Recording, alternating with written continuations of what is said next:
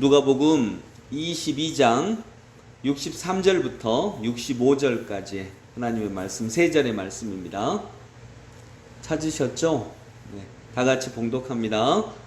지키는 사람들이 예수를 희롱하고 때리며 그의 눈을 가리고 물어 이르되 선지자 노릇하라, 너를 친 자가 누구냐 하고 이 외에도 많은 말로 욕하더라.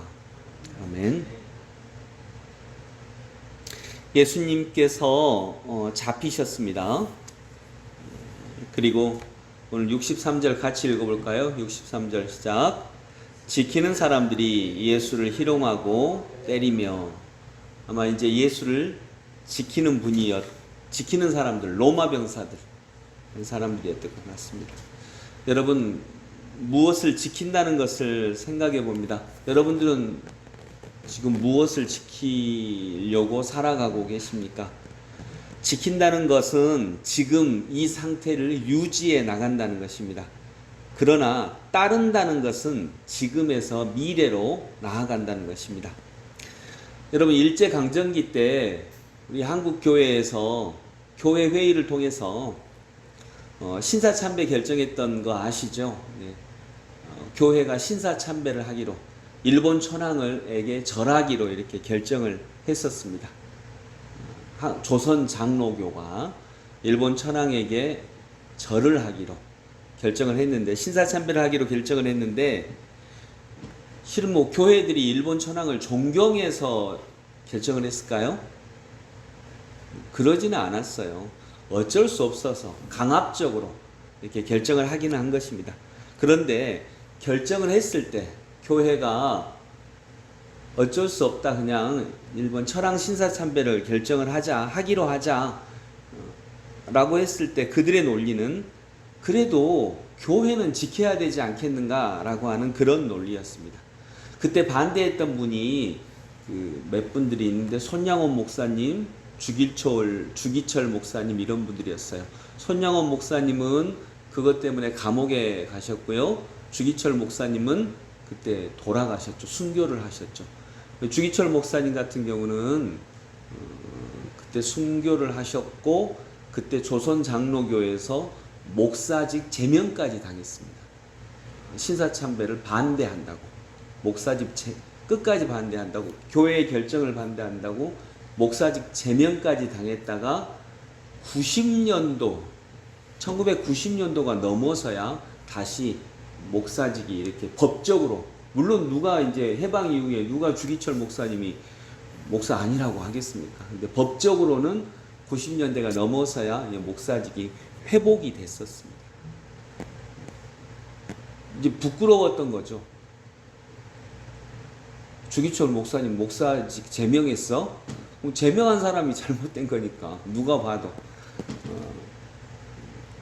그들의 논리는 교회를 지켜야 되지 않겠나 라고 하는 거였습니다. 신사참배를 하지 않으면 일본에 의해 교회가 탄압을 받고 무너지니까 교회를 지키기 위해서 신사참배를 하는 척이라도 해야 되지 않겠나 하는 그런 이유였습니다. 여러분, 공감은 되시죠? 이해는 되시죠? 공감은 아니라 이해는 되시죠? 이해는 됩니다. 뭐 그들이 진짜 일본 천황 공경하고 싶어서 거기서 신사참배 했겠습니까? 강제하고 안 한다면 죽인다 그러고 탄압하고, 그러니까 교회는 지켜야 되지 않겠느냐, 이런 결정이었던 거죠.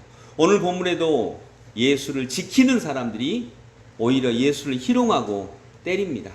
물론 여기서 지킨다는 것은 로마 병사들이 법적으로 죄인인 예수가 법적 절차가 끝날 때까지 지킨다는 의미입니다. 그러나 오늘 이 새벽에 저는 지킨다는 단어를 알던 그 앞선 의미처럼 읽고 싶은 것입니다.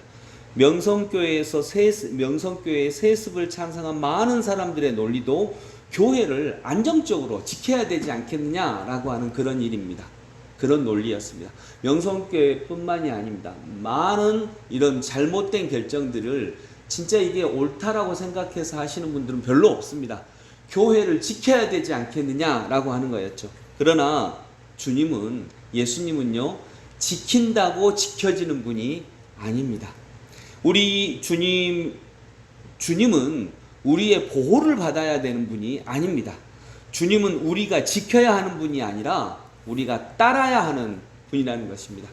여러분, 지키지 말고 따르십시오. 지킨다고 이 자리에 머물러 있지 말고 주님을 따르는 제자가 되어서 앞으로 나아가는 것이 우리의 신앙생활 아니겠습니까? 여러분, 요즘 이제 지난 월요일 은선이가 개학을 해서 한평에 있는 학교까지 제가 데려다 주었습니다. 데려다 주는 한 50분 정도의 시간 동안 요즘 제가 다른 생각을 이렇게 많이 합니다. 은선이와 이렇게 대화를 하거나 그러지 않고 저는 저 생각대로 또 은선이는 은선이대로 거기서 핸드폰을 하기를 원해요. 근데 그 시간 동안 저는 은선이를 지키고 있는 거죠. 다른 곳으로 못 가게, 학교 제대로 가게. 그런데 그런 마음이 들었습니다. 이 말씀을 묵상하다가 그 시간을 지키지 말고 그 시간 동안 말씀을 따라 일부러 좀 대화를 나눠야 되겠다, 이야기를 나눠야 되겠다. 저도 그 시간 동안에, 이 50분 동안에는 제가 제 생각에 빠지지 않고 은선이와 대화를 나누려고 노력해야 되겠다. 은선이의 마음도 읽고.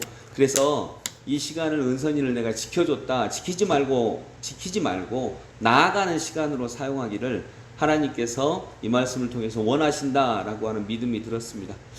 근데 그러려면 준비해야 되겠더라고요. 왜냐하면 은선이가 저와 대화를 나누는 걸 그렇게 썩 좋아하지 않거든요. 맨 별로 자기에게 도움이 되는 얘기를 안 하니까, 자기에게 도움이 되는 얘기를 안 하니까.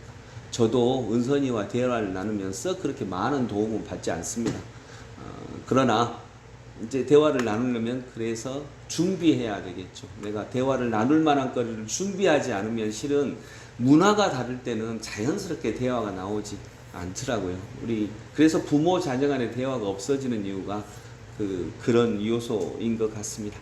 그래서 이 위에 이제 금요일날 데리러 가는 걸 통해서도 준비를 해야 되겠습니다. 그 시간을 사용할 준비를 하고 금요일에 다시 만나야 되겠다, 이런 생각을 했었습니다. 말씀 정리하면서 여러분, 지키는 사람들이 예수를 희롱하고 때리며 교회를 지켜야지 하는 사람들이 실은 교회를 지키는데 가장 어려운 역할을 했던 것도 사실입니다.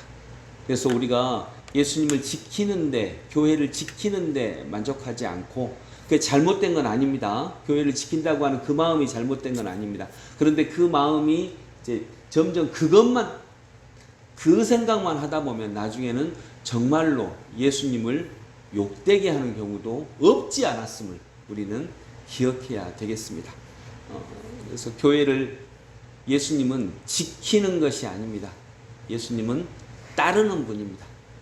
그래서 우리가 예배 시간을 지키고 어떤 걸 지키고, 이 지키는 것 지켜야죠. 당연히 지켜야 되는데 이제 더 나아간다면 예수님을 어떤 상황에서도 따를 수 있는 저희들의 신앙생활로 또 성장하고 거듭나기를 소망합니다. 기도하겠습니다. 하나님 아버지, 예수님은 우리가 지켜주는 분이 아닙니다. 예수님은 그런다고 해서 지킬 수 있는 분도 아닙니다. 주님은 스스로를 지키며 스스로 예루살렘으로 나아가시면서 나를 따라오너라, 내가 너희를 사람 낚는 어부되게 하겠다 하시는 우리의 주님이신 줄로 믿습니다. 오늘도 예수님을 지키는 것을 넘어서서 예수 그리스도의 말씀을 따르는 성도로까지 거듭나는 하나님의 백성들 되게 하여 주소서. 예수님의 이름으로 기도드립니다. 아멘.